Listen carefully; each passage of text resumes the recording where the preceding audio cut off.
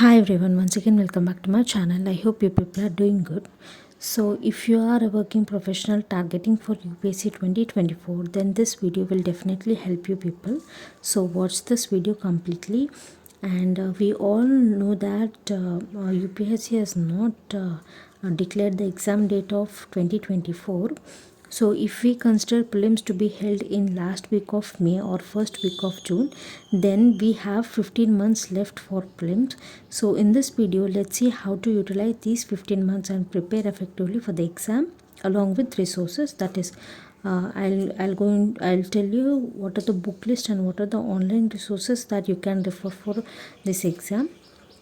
So before you start preparing, there are few things that you should keep in mind. Like, first thing is you have to understand the exam process, like understand what is prelims, mains, interview, and how many papers will be there, what is their cutoff, what are the documents that are required for the exam.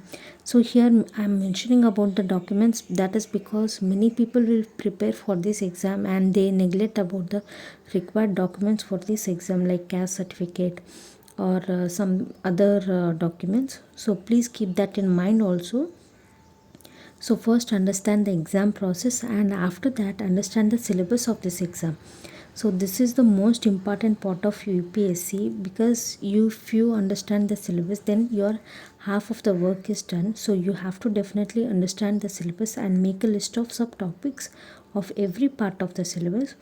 So this can be done once you have read the NCRTs and build a strong foundation.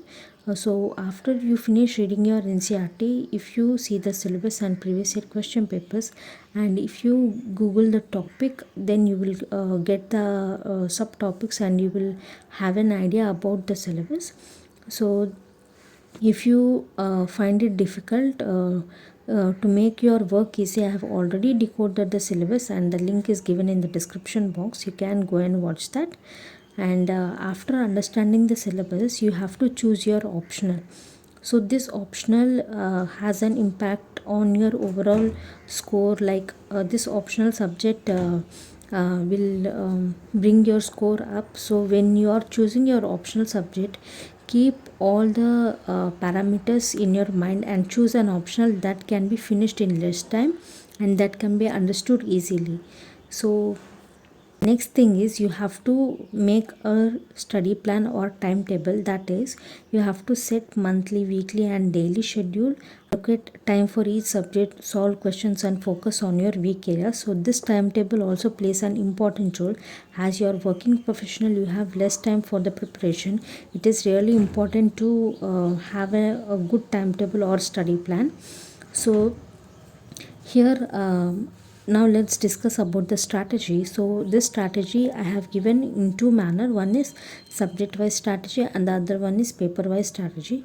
So first let's see subject wise strategy. So as I told, we have 15 months left for preparation. So in subject wise manner, first give 4 months or 120 days for your foundation. That is, in this 120 days, read NCRTs of class 6 to class 12th, or read NCRTs from 9th class to 12th class. Read those NCRTs which you feel important for the exam and which are necessary for the exam in this 120 days. So after you have built a strong foundation and after you have completed reading this NCRTs, then in phase 1, which is of for 4 months, you have to start your preparation with main specific topics like world history, ethics, society, international relations, social justice, internal security, disaster management. If you don't want to read main specific topics first, then go for prelims and mains oriented subjects like geography, history, polity, or economy, environment. So based on your interest, choose either main specific topics or prelims plus mains topics. Whatever you want, you can read. So for main specific topics, you have to allocate 3 months. For prelims and main specific topics, give 5 months. So in this 8 months, you have to complete the entire syllabus of UPSC and you have to do at least 1 to 2 revisions of this syllabus. And in the meanwhile, in this 8 months, you have to read your optional as well. So for optional paper 1, you have to complete the syllabus in 3 months, and you have to revise that syllabus in the next 1 month, like solving previous year question papers, or answering them, or uh, um, writing, or including current affairs to your optional. So whatever it is, you have to complete your optional paper 1 in 3 months, and after that in the next 1 month do revision of that optional paper 1, and after this in next 3 months complete your optional paper 2 and do revision in another 1 month. That is, in this 8 months you have to finish your both the optionals in 6 months, and you have to take time of 2 months for your revision.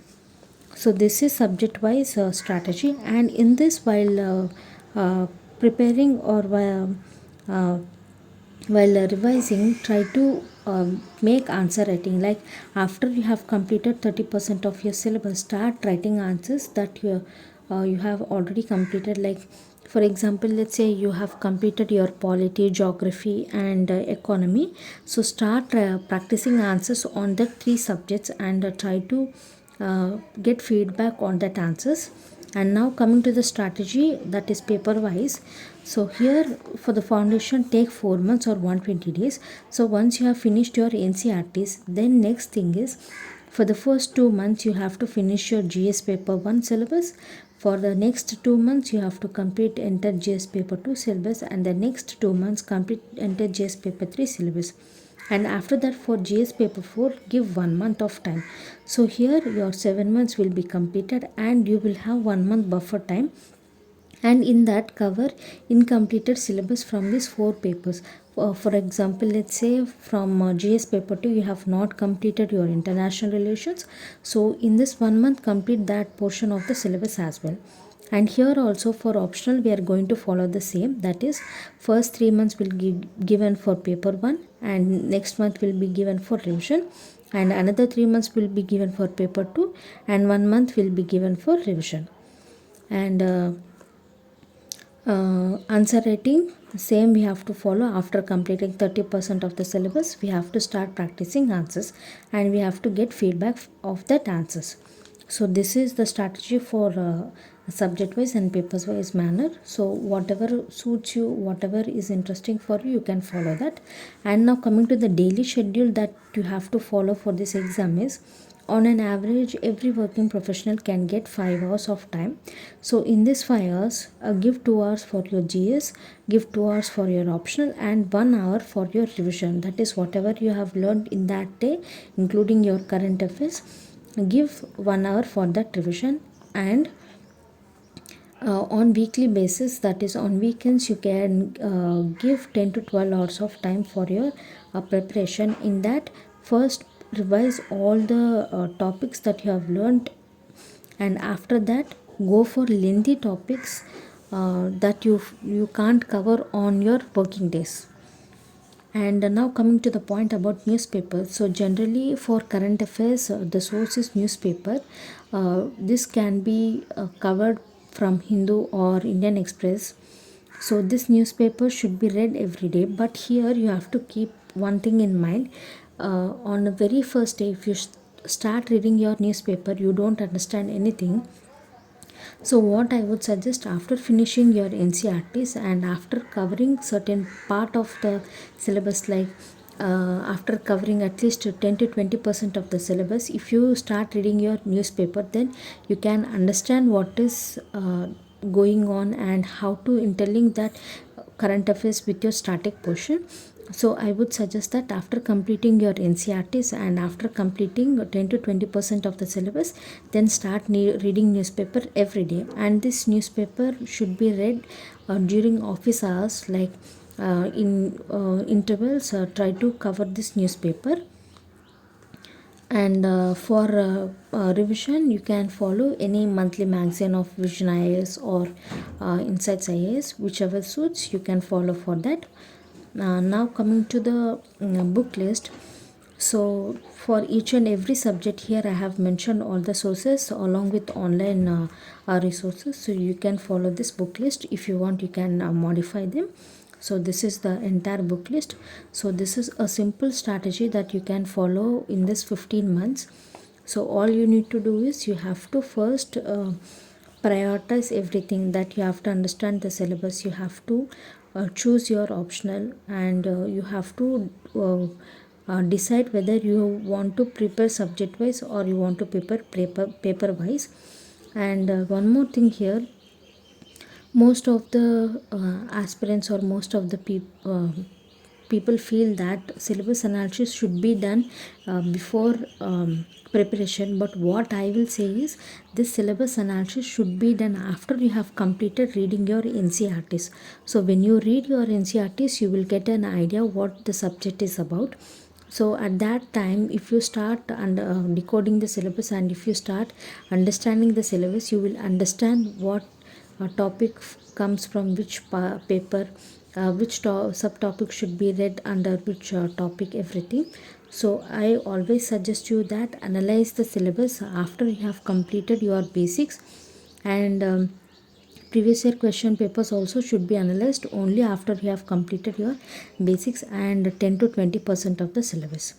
So I hope you have understood how to manage time in these 15 months. So if you have any doubts, you can ask me in the comment section below, and subject wise strategy for 2024 will be given. So in that I will explain how to read a book, how to cover each and every subject, what are the sources you have to read, and what are the important areas that come from particular subject. So if you like this video, please like, share and subscribe to my channel, and thanks for watching.